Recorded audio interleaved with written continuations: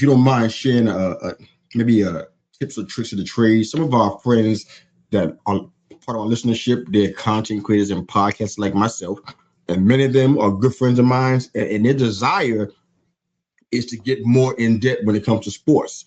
They want to do more, potentially do sideline reporting. They want to do more stuff from the booth. Tell me how, if there's a trick of the trade, excuse me, or any tips you can offer, because you went into that as a young kid and you were sitting there basically doing color commentary. How did you learn how to do that? How are you able to quickly adjust and be able to, analyze what you see and call it? Was there any kind of a tips and tricks you use to do that? Talk to me behind the scenes a little bit about how you became adept at broadcasting so quickly. Well, I've always believed in preparation, right? So let's say you're Okay. going to do a football game. I want to know in advance, like, how should the game go? How do I expect it to go? And that's after doing a lot of preparation, right? Trying to understand as much of the stats and the personalities, talking to the coaches, whatever, in advance.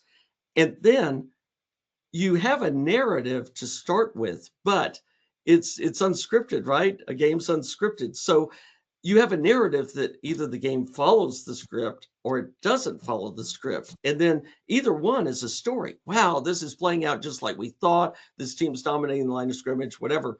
Or, wow, the passing game really opened up. We never expected that. 300 yards in the first half, right? So that was one thing I would do as a color and a play-by-play guy. I did both, is to really think about in advance and being very well prepared. I had stats in my head ready to go.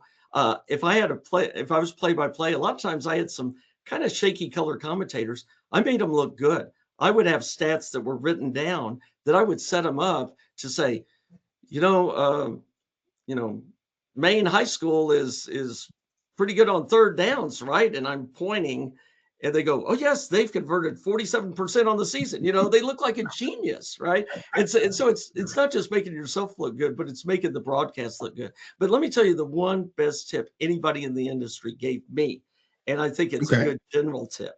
Love it. So I got to be the color commentator next to a guy who is the news director actually on the NBC affiliate in Dallas Fort Worth. Talk about a connection, right?